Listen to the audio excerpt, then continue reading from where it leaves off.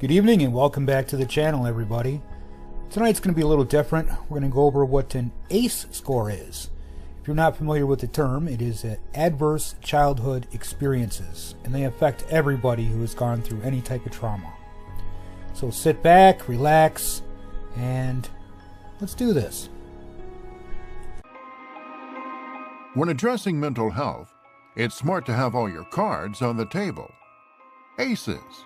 What does that stand for? ACEs stands for Adverse Childhood Experiences.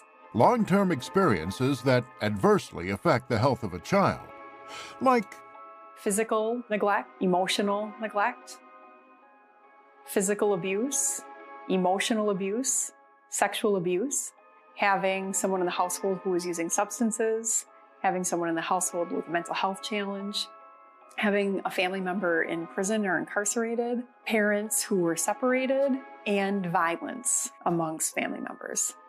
all of those things that unthinking adults deal out to vulnerable children. So we still need to be mindful of those things and that they can cause trauma. You may think these events are rare because you may not have experienced them. But they're out there, and the deck is loaded. ACEs are extremely common in society, and that is across ethnic groups, racial groups, religious groups. They're prevalent, and 64% of people have at least one ACE. About 13% of people have 4 or more ACEs. Multiple ACEs trigger what's called the dose response. The more ACEs you hold, the worse the outcome. So the dose-response relationship means that the higher your ACE score is, the more likely you are to have negative health outcomes. Specifically, if somebody has 4 or more ACEs, they're way more likely to have suicidal ideation, to struggle with depression, to have chronic heart disease, cancer, diabetes. Those with 6 or more ACEs are likely to die 20 years sooner than somebody who does not have adverse childhood experiences. So it's really serious, it's really significant. So the cards are shuffled. And children can't always choose what happens to them, but parents can. I think if brand new parents knew how important those early experiences were, that they would really go out of their way to make sure that their kids are having really positive experiences. I think it's important for people in the community to be responsive and also to be watchful. So for example, if you look at kids who are being expelled from school, chances are they may have a high ACEs score. And if you're a youth-serving professional, get in the game. It is so vitally important that youth-serving professionals understand ACEs. The most important thing is really understanding yourself, your own experiences with ACEs, your own experiences with resiliency and self-care. Then you can help assess and promote that growth in others.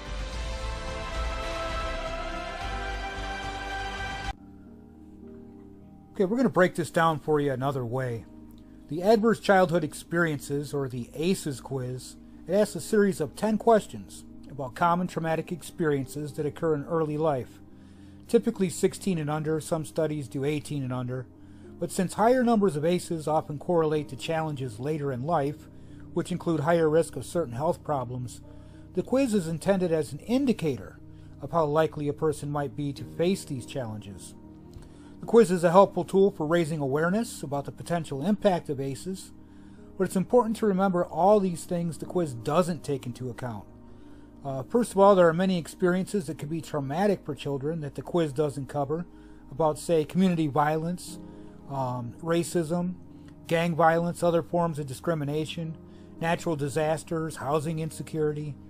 So what that means is answering all the questions on the ACE quiz, it won't give a full picture of the adversity a child's going to face, or has faced rather, and thus wouldn't be a true indicator of possible risk or a full picture of the possible solutions that communities and responsible adults could consider.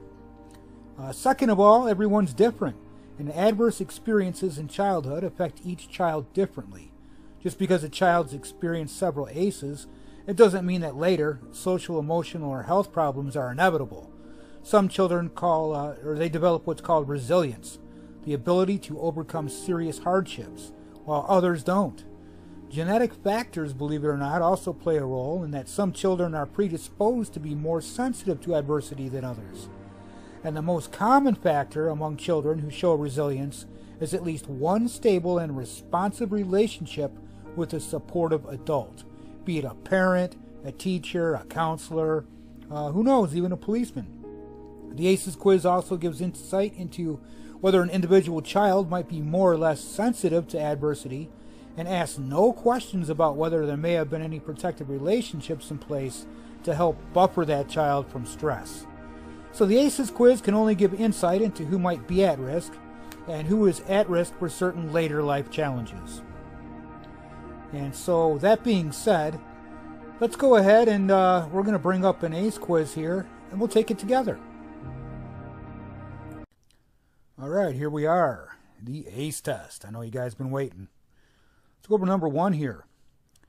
Did a parent or other adult in the household often or very often A. Swear at you, insult you, put you down, or humiliate you? Or B. Act in a way that made you afraid that you might be physically hurt? I'm going to go ahead and I'm going to say yes on this one. It happened quite often, to be honest about it. So go ahead and take your answers down. And remember, we're going to keep count. There's only 10 questions, so I don't think you need paper or anything. So, number 2. Did a parent or other adult in the household often or very often A. Push, grab, slap, or throw something at you? Or B. Ever hit you so hard that you had marks or were injured? Yes. I'm going to go ahead and hit that one right there. You guys do the same? Let's go to number 3. Did an adult or person at least 5 years older than you ever touch or fondle you, or have you touched their body in a sexual way? Or B. Attempt to actually have oral, anal, or vaginal intercourse with you? Unfortunately, yes. And maybe I might disclose that to you guys at a later date. But let's go to number 4. Did you often or very often feel that A. No one in your family loved you or thought you were important or special? Or B. Your family didn't look out for each other, feel close to each other, or support each other? And yes. Number 5. Did you often or very often feel that A. You didn't have enough to eat, had to wear dirty clothes, or had no one to protect you? Or B. Your parents were too drunk or high to take care of you or take you to the doctor if you needed? This one's a little bit up in the air for me. I'm going to go ahead and I'm going to say no. Could be a 0.5 on that one, but there's no option. Were your parents ever separated or divorced? Yes. Number 7. Was your parent or caregiver A. often or very often pushed, slapped, grabbed, or had something thrown at him or her? Or B. Sometimes, often, or very often, kicked, bitten, hit with a fist, or hit with something hard? Or C. Ever repeatedly hit over at least a few minutes or threatened with a gun or a knife? This to me is an automatic yes. And A, B, and C were involved. Number 8. Did you live with anyone who was a problem drinker or alcoholic, or who used street drugs? This would be a yes, and that would be my father. Number 9. Was a household member depressed or mentally ill, or did a household member attempt suicide? And unfortunately, I have another yes coming here. Finally, number 10. Did a household member go to prison? In some cases, it's either a yes or a no. I don't know if jail counts in this question a few times, but I mean, pretty much the same thing, except it wasn't a very extended period of time. So I'm going to hit a yes on that one. Click the finish button. My ACEs score comes up. And this particular website here, I'm not sure exactly what it is. Oh, I've got to download my copy of Daily Tips to start reducing ACEs in my home. I'm not going to do that.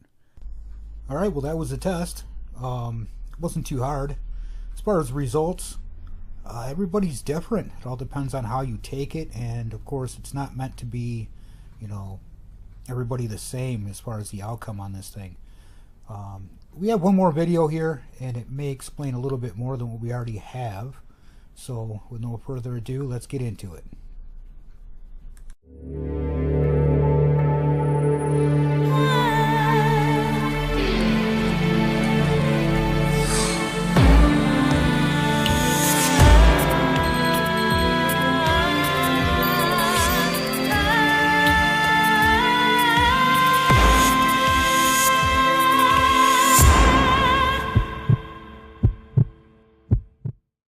In the mid-90s, the CDC and Kaiser Permanente discovered an exposure that dramatically increased the risk for 7 out of 10 of the leading causes of death in the United States. In high doses, it affects brain development, the immune system, hormonal systems, and even the way our DNA is read and transcribed.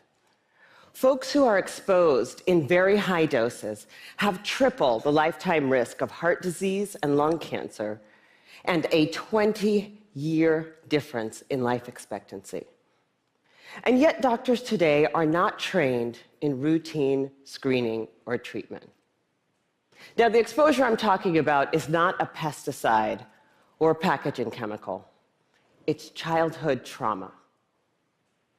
Okay, what kind of trauma am I talking about here? I'm not talking about failing a test or losing a basketball game. I am talking about threats that are so severe or pervasive that they literally get under our skin and change our physiology. Things like abuse or neglect, or growing up with a parent who struggles with mental illness or substance dependence. Now, for a long time, I viewed these things in the way I was trained to view them, either as a social problem, refer to social services, or as a mental health problem, refer to mental health services. And then something happened to make me rethink my entire approach. When I finished my residency, I wanted to go someplace where I felt really needed, someplace where I could make a difference. So I came to work for California Pacific Medical Center, one of the best private hospitals in Northern California, and together we opened a clinic in Bayview Hunters Point, one of the poorest, most underserved neighborhoods in San Francisco. Now, prior to that point, there had been only one pediatrician in all of Bayview to serve more than 10,000 children. So we hung a shingle, and we were able to provide top quality care regardless of ability to pay. It was so cool. We targeted the typical health disparities: access to care, immunization rates, asthma hospitalization rates, and we hit all of our numbers. We felt very proud of ourselves. But then I started noticing a disturbing trend. A lot of kids were being referred to me for ADHD, or attention deficit hyperactivity disorder. But when I actually did a thorough history and physical, what I found was that for most of my patients, I couldn't make a diagnosis of ADHD. Most of the kids I was seeing had experienced such severe trauma that it felt like something else was going on. Somehow, I was missing something important. Now, before I did my residency, I did a master's degree in public health. And one of the things that they teach you in public health school is that if you're a doctor and you see 100 kids that all drink from the same well, and 98 of them develop diarrhea, you can go ahead and write that prescription for dose after dose after dose of antibiotics, or you can walk over and say, what the hell is in this well?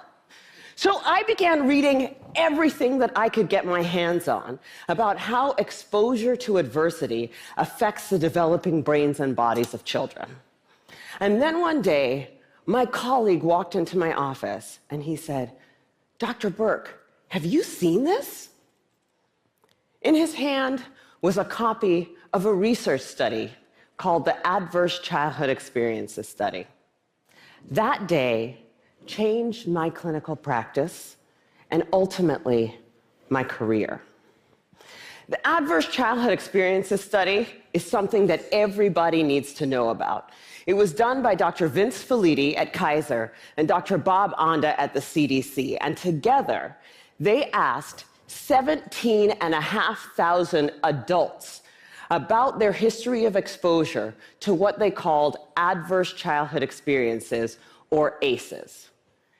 Those include physical, emotional, or sexual abuse, physical or emotional neglect, parental mental illness, substance dependence, incarceration, parental separation or divorce, or domestic violence. For every yes, you would get a point on your ACE score. And then what they did was they correlated these ACE scores against health outcomes. What they found was striking. Two things. Number one, ACEs are incredibly common. 67% of the population had at least one ACE, and 12.6%, 1 in 8, had 4 or more ACEs. The second thing that they found was that there was a dose-response relationship between ACEs and health outcomes. The higher your ACE score, the worse your health outcomes. For a person with an ACE score of 4 or more, their relative risk of chronic obstructive pulmonary disease was 2.5 times that of someone with an ACE score of 0. For hepatitis, it was also 2.5 times. For depression, it was 4.5 times. For suicidality, it was 12 times. A person with an ACE score of 7 or more had triple the lifetime risk of lung cancer and 3.5 times the risk of ischemic heart disease, the #1 killer in the United States of America. Well, of course, this makes sense. You know, some people looked at this data and they said, come on, you have a rough childhood, you're more likely to drink and smoke and do all these things that are going to ruin your health. This isn't science. This is just bad behavior. It turns out this is exactly where the science comes in. We now understand, better than we ever have before, how exposure to early adversity affects the developing brains and bodies of children. It affects areas like the nucleus accumbens, the pleasure and reward center of the brain that is implicated in substance dependence. It inhibits the prefrontal cortex, which is necessary for impulse control and executive function, a critical area for learning. And on MRI scans, we see measurable differences in the amygdala, the brain's fear response center. So there are real neurologic reasons why folks exposed to high doses of adversity are more likely to engage in high-risk behavior, and that's important to know. But it turns out that even if you don't engage in any high-risk behavior, you're still more likely to develop heart disease or cancer. The reason for this has to do with the hypothalamic pituitary adrenal axis, the brain's and body's stress response system that governs our fight or flight response. How does it work? Well, imagine you're walking in the forest and you see a bear. Immediately, your hypothalamus sends a signal to your pituitary, which sends a signal to your adrenal gland that says, release stress hormones, adrenaline, cortisol. And so your heart starts to pound, your pupils dilate, your airways open up, and you are ready to either fight that bear or run from the bear. And that is wonderful if you're in a forest and there's a bear. But the problem is what happens when the bear comes home every night. And this system is activated over and over and over again. And it goes from being adaptive or life-saving to maladaptive or health-damaging. Children are especially sensitive to this repeated stress activation because their brains and bodies are just developing. High doses of adversity not only affect brain structure and function, they affect the developing immune system, developing hormonal systems, and even the way our DNA is read and transcribed.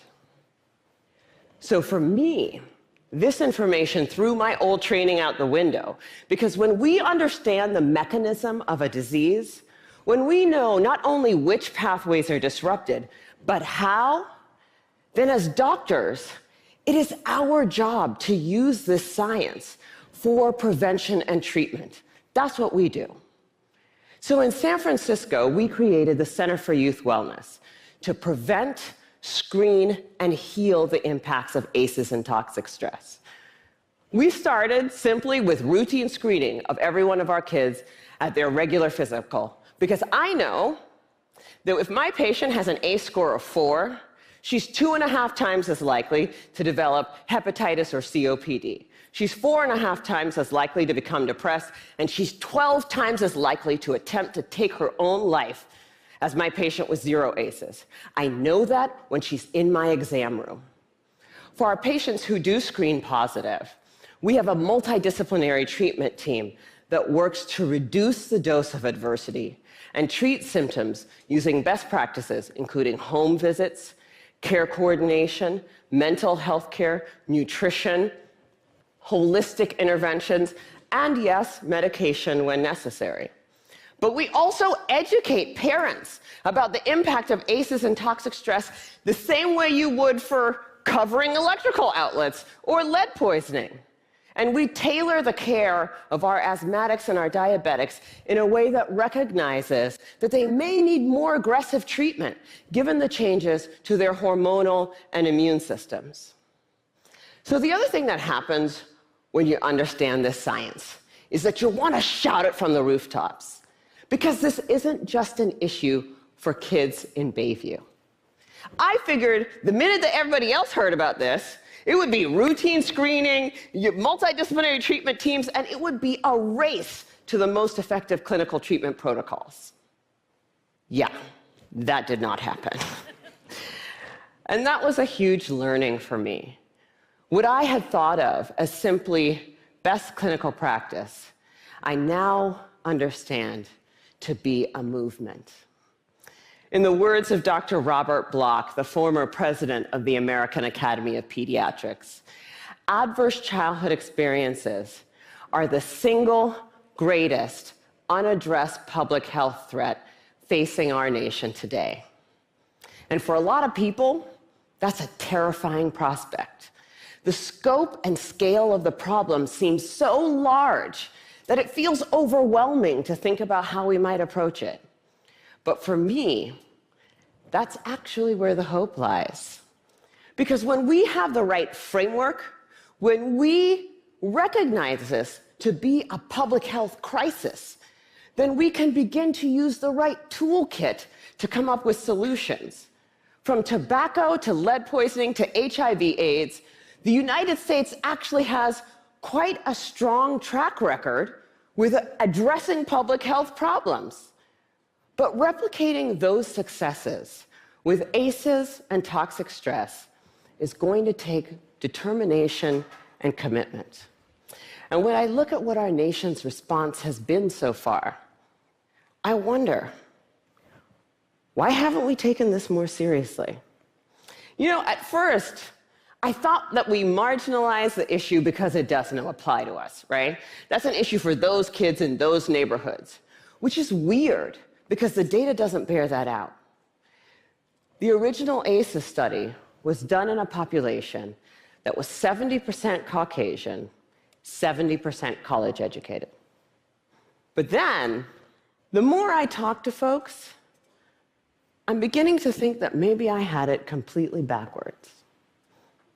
If I were to ask how many people in this room grew up with a family member who suffered from mental illness, I bet a few hands would go up.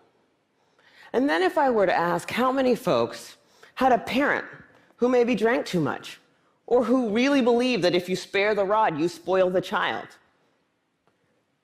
I bet a few more hands would go up.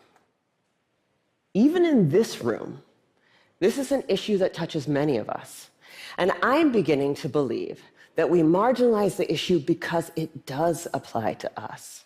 Maybe it's easier to see in other zip codes because we don't want to look at it. We'd rather be sick. Fortunately, scientific advances and, frankly, economic realities make that option less viable every day. The science is clear. Early adversity dramatically affects health across the lifetime. Today, we are beginning to understand how to interrupt the progression from early adversity to disease and early death.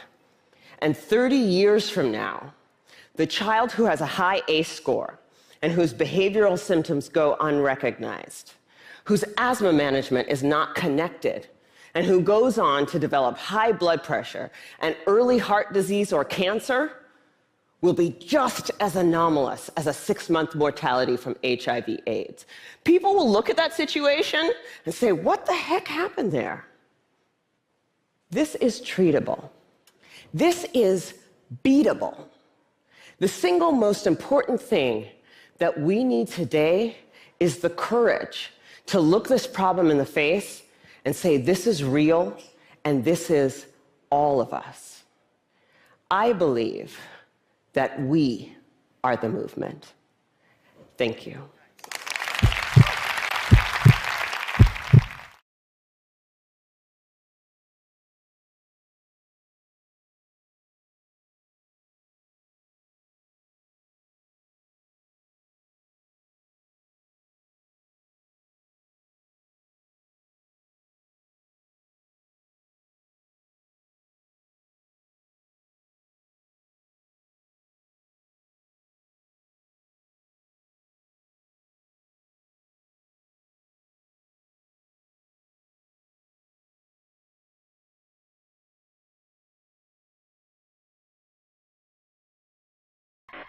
Welcome to Hill County, Texas, to the courtroom of District Court Judge Lee Harris, a judge that I wouldn't want to mess around with. Just wait till you see his boots. And this here is Ivan Jeremiah Blanchette, a 45-year-old from Blum, Texas, who doesn't like to pay his child support. Oh wait, that's not why we're here. Mr. Blanchette, Ivan the Fourth Jeremiah Blanchette, is a CHOMO who is here to either accept a plea deal or not, and seems to be having a hard time trying to figure it out. You see, Mr. Blanchette here is a child molester who is charged with quite a few offenses and seems to think that he doesn't want to do the time for the crimes that he's committed. That or he just doesn't think he deserves the time that the plea bargain is offering. Who knows? Maybe he doesn't want to get made fun of because of that alien growth on his face. I mean, he already asked for the hearing to be on Zoom so the fellow inmates there wouldn't see it. Or is it because he didn't want them to hear what was actually going on with him and why he was there? Well, without further ado, let's get into it. Counts 1 and 2 in F-258-23, each are styled the state versus Ivan Jeremiah Blanchette the Fourth. And are you Ivan Jeremiah Blanchette the Fourth? I'm actually Ivan the Fourth, Jeremiah Blanchette. All right. And Mr. Blanchette, are you the same person who is charged in F-257-23 with a, make sure I got this right, with 2 counts of sexual assault of a child, in F-258-23 with indecency with a child by sexual contact? Hold on a minute.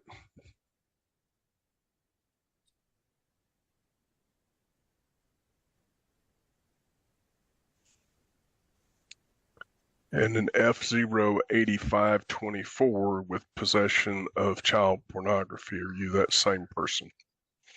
Yeah. Yes, sir. Your Honor, that's me. Yes, sir, right. Your Honor. Mr. Blanchette, the court's got some plea papers in front of it here today, and I set this matter on Zoom because my understanding was that you didn't feel comfortable doing this in front of bunch of the other inmates down there. So as a courtesy to you, the court put this matter by Zoom, but that's your choice. You have a right to be live in open court if you wish. And so that my question to you is do you consent to do this by using this video conference?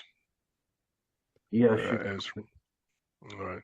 For some reason or another, that did not get signed. That particular paragraph did not get signed in the Judge, plea I'm papers. so used to not having people sign that while we're sitting in court. I imagine I just skipped right over it.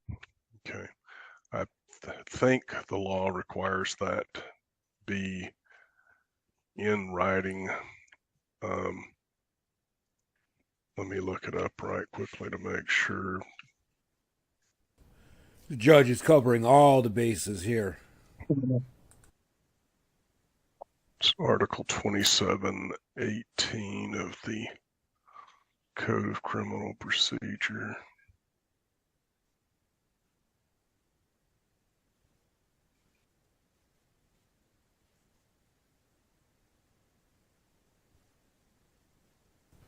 Believe it or not, something that small could toss this whole case out.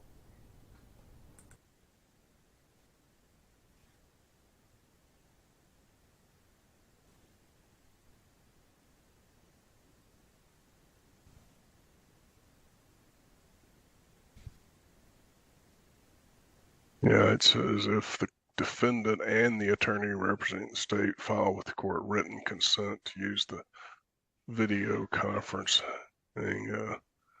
and so, of course, it sets forth the modes by which it must be done, which we are doing, including the full recording and all of that. So, I guess let me send these 3 pages back down to the jail, and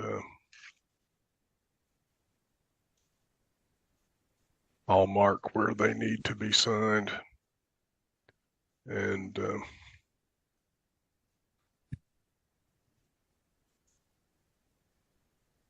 ask that you all get those signed and sent back to the court. Mr. Blanchett, is there someone in there with you from the jail? no, sir. All right. I'll go send these to Lieutenant Miller and ask them to call her. So we'll stand in recess for a few minutes.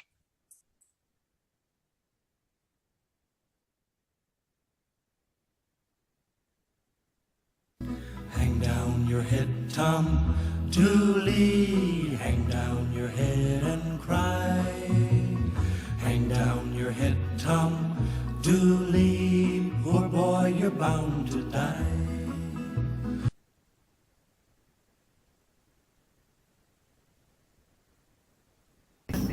One minute later. Or do they just want these? Oh, okay, video conferencing, so they just these are for the text.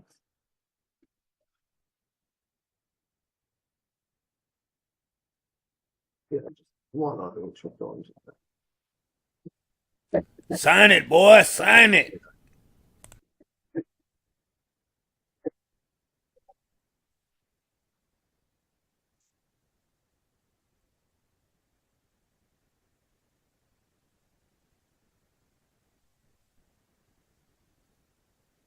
Both the same.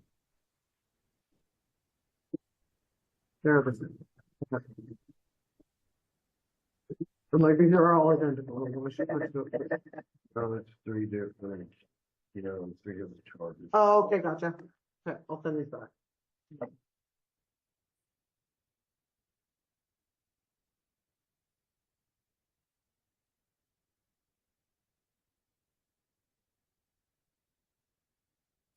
Hang down your head, Tom Dooley. Hang down your head and cry.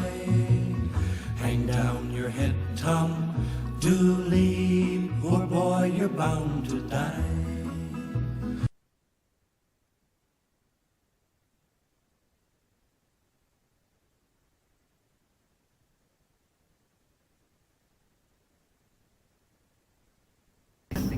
One minute later. Those 3 pages and sent them Okay. to, I think to maybe you and Gloria and Okay. maybe Brent too. I'm not sure. All right. I'll just print a second copy and put them in the paper so they'll contain both of your signatures. All right. Then back on the record, 25723 counts 1 and 2, 25823, and FO 8524. And let the record reflect that the issue of the proceeding by video conference at this time, Mr. Blanchett has signed that, and we are proceeding in that fashion. And in fact, at his request, Mr. Blanchett, I've got, as I said, plea papers in front of me from each of these 3 cases involving a total of the 4 charges or 4 causes. Does the state or the court need to read aloud the indictments in those cases, Mr. Hill? We'll waive that in all those cases, Your Honor. All right. And Mr. Blanchett, the plea papers tell me that in FO 8524, you are pleading guilty to the single count. In F 25823, guilty to the single count and guilty to both counts in F 25723. Are those your pleas?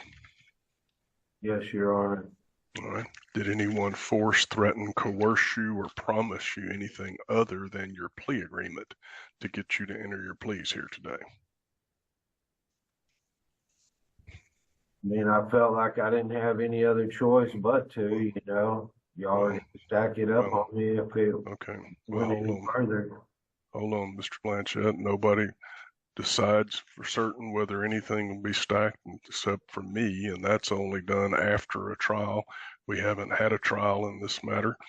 I haven't certainly committed to anything, but if you're not accepting this plea agreement of your own free will, then I'm not going to proceed any further. I'll just leave that up to you. I don't know really what to say, Your Honor. I really don't. I mean, this whole process is foreign to me, and that's why the way that yesterday when I had the Zoom meeting with y'all, the way that I understood it was that I pretty much had no choice except for to either sign for the 15 or when I go to trial that it was going to get stacked up on me and be 50 years. Well, that's all up to a jury, whether a jury would even find you guilty. And so, Mr. Blanchett, I don't think I'm comfortable accepting the plea agreement at this time. Anytime I've had someone who's been, whatever you want to, conditional, I suppose I'd call it, on their plea, later on they usually want to complain about something, and I'm just not comfortable. I mean, let me finish. Yes, sir, Your Honor. I'm just not comfortable accepting your plea at this time. I'll let you talk to Mr. Hill if you want. I'll set this for a jury trial. I don't care, but I'm just not into accepting conditional pleas. And when somebody tells me, I mean, I suppose everyone would prefer for their case just get dismissed, but that's not, normally how things work. So do you want to talk to your lawyer, or what do you want me to do at this point? I can put you in a breakout room where only you and he can talk. I don't know what other choice that I have, really, Your Honor. I don't, you know what I mean? I honestly feel like that 15 years. Okay, then that's all I need to know, Mr. Blanchett. I will discard the plea papers and we'll get it set for going through the process then. I mean, yesterday when I spoke with y'all, Mr. Blanchett, Judge, I could you put us in a breakout room for a minute? I can try. All right.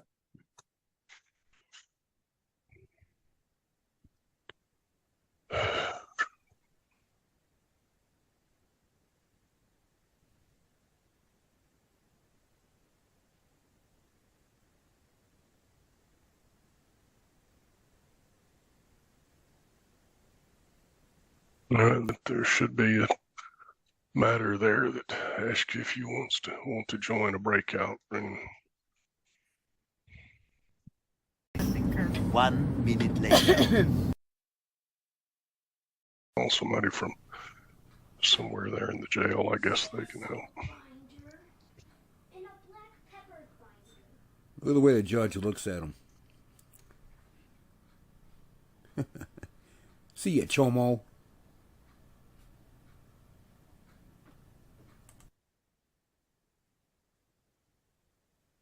You're on mute.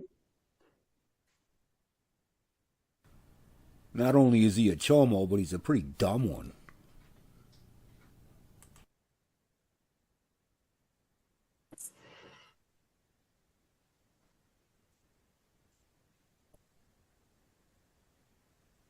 I'm sorry, y'all. I messed up when I was trying to click the box for Greg and I to have the breakout room. I clicked the wrong box. Let me tell Judge, I don't think he can hear you. I'll be right back.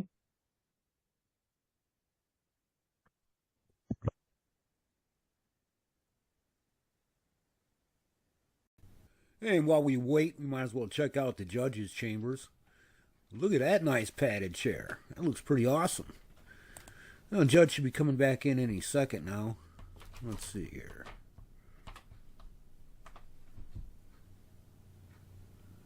There he is.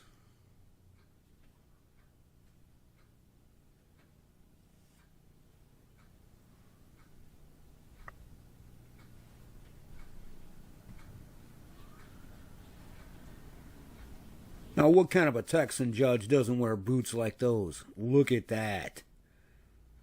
Oh, yeah. 1 minute later. Good. All right, we're back again. Mr. Chomo's I'm thinking. here. Okay, thank you.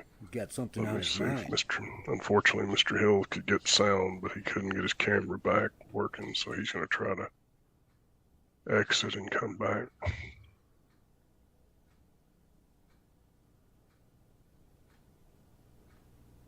Wait for it. Is there any way that I could do the breakout room with Mr. Hoffman? No, sir, well, when you're represented by counsel, Mr. Huffman can't talk to you alone. See the look on the prosecutor's face? What the hell? But, all right, so, Mr. Hill, can you hear us at this point? Yes, sir. Can you hear me okay? Yes, sir, I can hear you. Just before you rejoined us, and so before I go back through all this again, Mr. Blanchett had just wanted to know if he could go in the breakout room with Mr. Huffman, and I explained to him no, that he's represented by counsel. Mr. Huffman, by law, cannot speak to him by himself, and so I don't know. Again, it sounds like maybe y'all don't have a deal. What is your take on it, Mr. Well, Hill? it's clear my client does not want to go to trial. And I don't know if it's just semantics about what his options are, that he wants to take the deal, but whether or not I think a lot of people consider themselves that they're in a position where they have to take a deal because a trial is not going to work out. And so it may just be Well, I semantics. agree with that. I mean, it's the old saying about sometimes it's time to fish and sometimes it's time to cut bait. And I can't tell somebody what to do. All I can say is either you have an agreement or you don't. And Mr. Blanchett, that's what I don't know. I don't know whether you've got an agreement or you don't have an agreement because you keep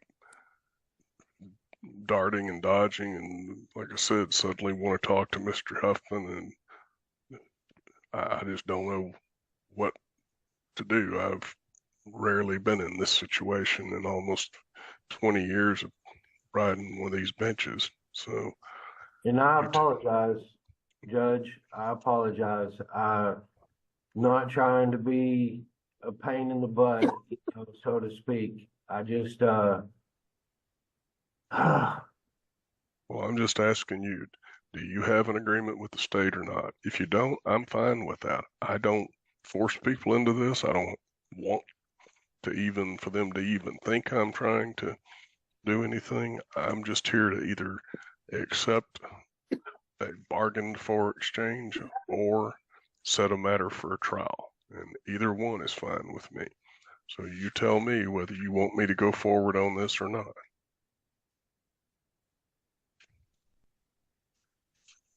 Really, dude?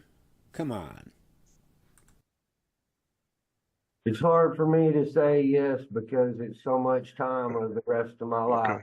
So, I want That's to, fine. I want to sign a plea with y'all. I don't want to go to trial. I want to sign a deal. I just feel like the deal that's been presented to me is, And I heard all of that. I understand it, and that it is what it is, and so I will just set the matter for a trial, Mr. Blanchett. So, I mean, I don't want to go to trial, Judge. I guess Mr. I need to sign it. Well, Mr. Blanchett, the problem with it is you keep going back to the same deal, is that you don't like the deal you're taking. I would be willing to bet 99% of the people that come in front of me don't like what they're taking, but they have to make a decision whether they feel like they're taking something that is better than they would get from a jury. And if you think that's the case, my suggestion would be I'd take it. If you don't think that's the case, I wouldn't take it. But this constant back and forth it's kind of what I guess I'd term the opposite of buyer's remorse. I apologize again. I want to sign a deal, but I was only ever offered one deal. It was only ever one deal. Liar. And I feel like that, people are able to counter and then they get offered something a little bit better. I never got that opportunity, so I feel like that's not true, Ivan. I made half a dozen counteroffers to Mr. Huffman. He just never accepted them. Now that's his own lawyer talking to him right there. And you would think that he would know, because those two go back and forth and back and forth and back and forth. And when a client just doesn't want to accept a deal after a while, the prosecution actually tends to rescind the better deal. He did initially say he was going to try to get 20 years, and I told him that you would not sign for the maximum. What was the maximum? And at that point, he offered 15, and that's what I took to you. And so, well, let's move forward. Let's move forward. And now he wants to move forward, knowing that's the least that he's going to get. He don't want to backtrack now, freaking Chomo. Let's move forward. Does that mean you're accepting this, Mr. Blanchett? Yeah, I'll accept it. Yes, sir, Your Honor. All right. So you've told me a moment ago that you were pleading guilty. I've already told you the ranges of punishment. Told you, I think when I accept your plea agreement, there will be no rights to appeal or file a motion for new trial. If you're not a citizen of the United States, you'd be deported. Are you a citizen of the United States? Yes, Your Honor. You've told me you're waiving your right to a jury trial, and then let's get to the important part. In FO 8424, the sentence would be 10 years in the institutional division with credit for any and all the time that you've got coming, that running concurrent with both of the other cases. In each of the other cases, you would receive 15 years in the institutional division, and that would be true in counts 1 and count 2 in 257. All 4 of those counts, all 3 cases would run concurrent at the same time with each other, and you would receive any and all the credit time that you've built up while you've been down there, and any credit that you would build up between now and when the institutional division took possession of you. So is that the deal that you are talking about? Yes. Mr. Hill? All right, and Mr. Hill, is that your understanding? That is, Your Honor. And Mr. Huffman, is the state to have any evidence it wishes to admit? Judge, the state would offer state's exhibit number 1 on all 3 cases, which includes the defendant's written judicial confession. All right. Any objection to No that? objection, Your Honor. All right, then the plea papers exhibit 1 are admitted. I think I asked you, Mr. Hill, but we went back and forth. Mr. Blanchett certainly appears competent to me. Does he appear competent to you? Yes, sir. Then, based upon the pleas of guilty and the introduction of States 1, the court finds the defendant guilty in each case, and as to each count, F257, best of both counts 1 and 2, count 1 of only in 258-23, the defendant sentenced to 15 years in the institutional division. F085-24, 10 years in the institutional division. Each of those cases running concurrent with each other, and the 2 counts in F257-23 running concurrent. Credit for any and all the time that the defendant has got built up toward those sentences. Will be in recess. Hang down your head, Tom Dooley. Hang down your head and cry. Hang down your head, Tom Dooley. Poor boy, you're bound to die.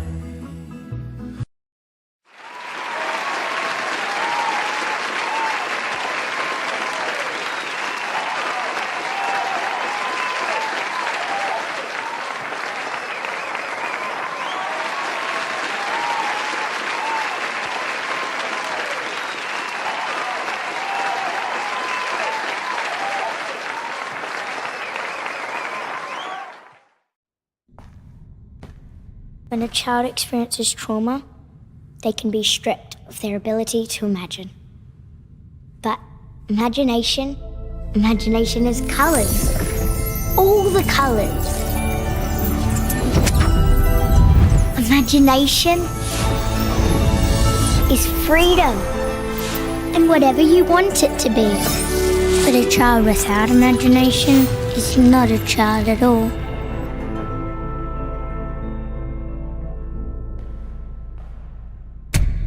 Will you help defend our right to imagine?